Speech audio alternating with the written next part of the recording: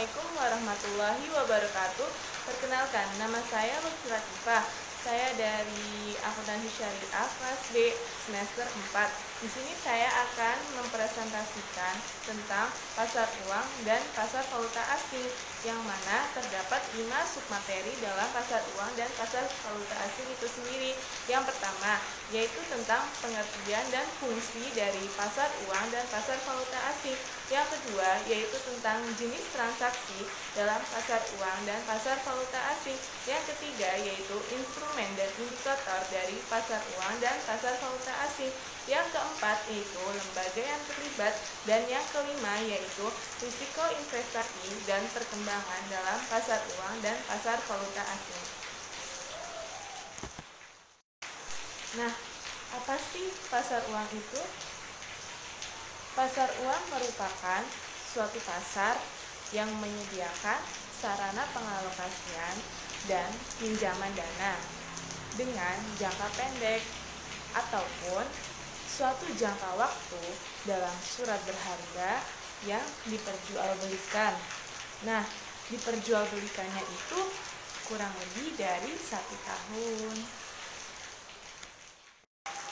Sedangkan pasar valuta asing itu sendiri adalah suatu mekanisme di mana orang dapat mentransfer daya beli antar bangsa, memperoleh atau menyediakan kredit untuk transaksi perdagangan internasional. Nah, pembahasan yang kedua yaitu tentang fungsi pasar uang dan pasar valuta asing, yang mana fungsi dari pasar uang itu sendiri yaitu sebagai sarana alternatif, sebagai sarana pengendali moneter, dan fungsi dari pasar valuta asing yaitu ada 3. Yang pertama, transfer daya beli, dan yang kedua penyediaan kredit, dan yang ketiga mengurangi resiko. Nah, materi yang ketiga yaitu tentang jenis transaksi pasar uang dan pasar valuta asing, yang mana terdapat 8 jenis transaksi dalam pasar uang dan pasar asing. Yang pertama yaitu tentang pasar uang antar bank, yang kedua yaitu tentang sertifikat Bank Indonesia atau biasa disingkat dengan SBI, yang ketiga yaitu tentang surat berharga pasar uang, dan yang keempat yaitu tentang sertifikat deposito, dan yang kelima yaitu tentang pasar uang valuta asing atau bursa valuta asing, dan yang keenam yaitu tentang transaksi tunai atau spot transaction, dan yang ketujuh yaitu tentang transaksi tunggak atau forward transaction, dan yang kedelapan yaitu tentang transaksi barter atau swap transaction. Nah, berikutnya yaitu instrumen dalam pasar uang. Itu ada 3. Yang pertama yaitu call money, yang kedua yaitu surat utang jangka pendek yang diterbitkan pemerintah dalam suatu negara, dan yang ketiga yaitu ada surat utang yang diterbitkan oleh pihak swasta. Nah, indikator dalam pasar uang dan pasar valuta asing itu ada 12. Yang pertama yaitu tentang suku bunga pasar uang antar bank atau dalam rupiah. Yang kedua yaitu tentang volume transaksi pasar uang antar bank dalam rupiah. Yang ketiga yaitu tentang suku bunga pasar uang antar bank dalam US dollar. Yang keempat yaitu tentang volume transaksi pasar uang antar bank yaitu dalam US dollar. Yang kelima yaitu JIBOR atau Jakarta Interbank Offer. Yang keenam yaitu tentang suku bunga deposito bisa dalam bentuk persen maupun tahun. Yang ketujuh yaitu tentang suku bunga deposito dalam US dollar bisa dalam bentuk persen maupun tahun. Dan yang kedelapan yaitu nilai tukar rupiah dalam bentuk kurs. Dan yang kesembilan yaitu suku bunga kredit. Dan yang 10 yaitu inflasi. Dan yang ke-11 yaitu indeks harga konsumen atau disingkat dengan IHK. Dan yang ke-12 yaitu sertifikat Bank Indonesia atau biasa disingkat dengan SBI. Nah, Materi yang keempat yaitu tentang lembaga yang terlibat dalam pasar uang dan pasar valuta asing, di mana lembaga yang terlibat dalam pasar uang itu ada 4. Yang pertama yaitu bank sentral, yang kedua yaitu pemerintah, dan yang ketiga yaitu bank komersial, dan yang keempat yaitu sektor bisnis. Nah, sedangkan lembaga yang terlibat dalam pasar valuta asing itu ada 6. Yang pertama yaitu institusi, yang kedua yaitu perbankan, yang ketiga yaitu bank sentral, yang keempat yaitu individu, dan yang kelima yaitu palang pasar falas, dan yang keenam atau terakhir yaitu spekulan atau arbitrase. Nah, di dalam pasar uang dan pasar valuta asing pasti adanya suatu resiko. Nah, resiko itu pasti terjadi gitu. Nah, resiko itu pun juga bakalan terjadi di dalam pasar uang dan pasar valuta asing. Resikonya yaitu resiko investasi. Adapun bagian-bagian dari resiko investasi yaitu yang pertama resiko pasar, yang kedua resiko reinvestment, yang ketiga resiko gagal bayar, yang keempat resiko inflasi, dan yang kelima resiko valuta atau currency risk, dan yang keenam resiko politik. Nah, adapun di dalam pasar uang dan pasar valuta asing pasti ada yang namanya suatu resiko.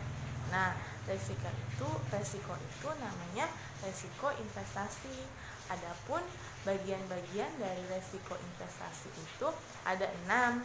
Yang pertama yaitu resiko pasar, yang kedua yaitu resiko reinvestment, yang ketiga yaitu resiko gagal bayar, yang keempat yaitu resiko inflasi, dan yang kelima yaitu resiko valuta atau currency risk, dan yang keenam atau terakhir yaitu resiko politik.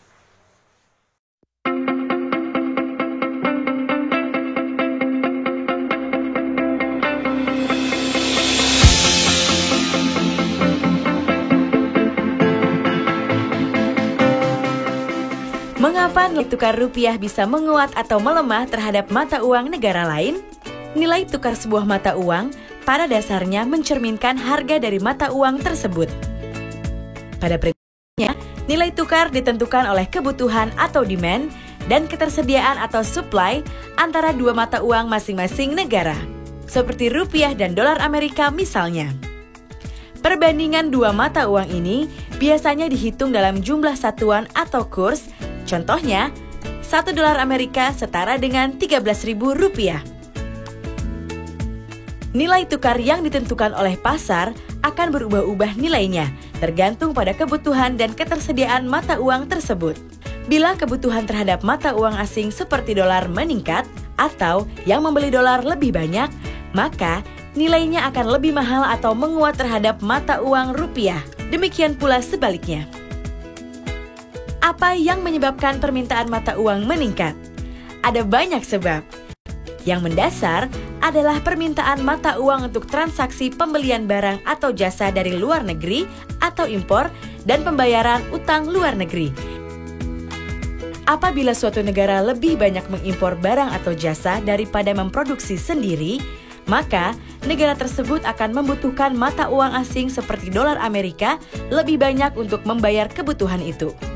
Demikian pula bila suatu negara banyak memiliki utang luar negeri, akan diperlukan lebih banyak uang asing untuk membayar utang luar negeri tersebut. Permintaan dolar yang lebih tinggi dapat menyebabkan harga dolar meningkat atau mata uang rupiah secara relatif akan melemah. Selain itu, penguatan atau pelemahan mata uang juga dapat dipengaruhi oleh faktor global, seperti penguatan ekonomi di Amerika Serikat dan pelemahan ekonomi Tiongkok. Hal ini membuat Bank Sentral Amerika Serikat berencana menaikkan suku bunga. Akibatnya, uang dolar Amerika Serikat yang tersebar di berbagai negara tertarik untuk kembali ke Amerika Serikat. Dolar Amerika Serikat pun menguat terhadap hampir seluruh mata uang dunia, termasuk terhadap rupiah. Demikian pula saat Tiongkok melambatkan laju ekonominya. Akibatnya, permintaan Tiongkok akan produk-produk negara berkembang menurun, sehingga ekspor atau pasukan valuta asing bagi negara berkembang, termasuk Indonesia, berkurang. Lalu, bagaimana agar mata uang kita bisa stabil atau menguat? Tentunya, dengan menyeimbangkan permintaan dan ketersediaan falas di dalam negeri. Untuk itulah, kita harus lebih banyak melakukan ekspor, baik barang maupun jasa, serta mengelola permintaan falas. Untuk itu, kita harus meningkatkan daya saing ekonomi, industri nasional, dan kemampuan produksi dalam negeri kita. Tugas siapakah itu?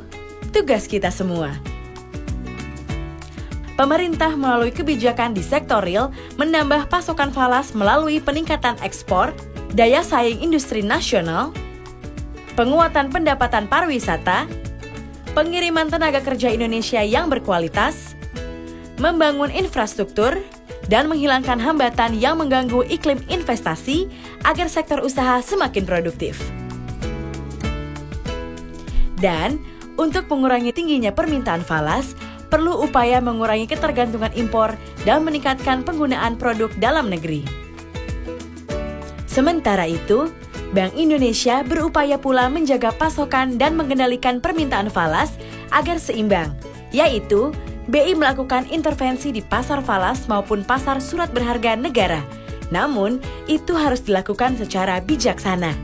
BI juga mengatur permintaan falas di masyarakat. Misalnya, penduduk yang ingin membeli dolar dalam jumlah tertentu harus menunjukkan tujuan pembelian.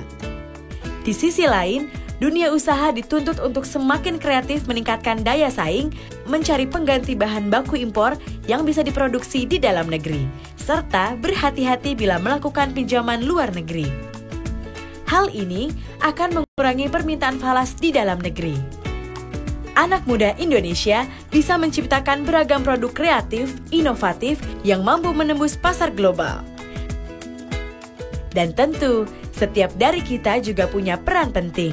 Misalnya, mulai mengurangi ketergantungan pada barang impor, makanan, minuman, dan menggunakan rupiah dalam transaksi dalam negeri. Dengan usaha dan kerjasama ini, negara kita akan memiliki daya saing yang lebih kuat, tahan goncangan, dan memiliki mata uang stabil. Sekian presentasi dari saya, kurang lebihnya mohon maaf. Wassalamualaikum warahmatullahi wabarakatuh.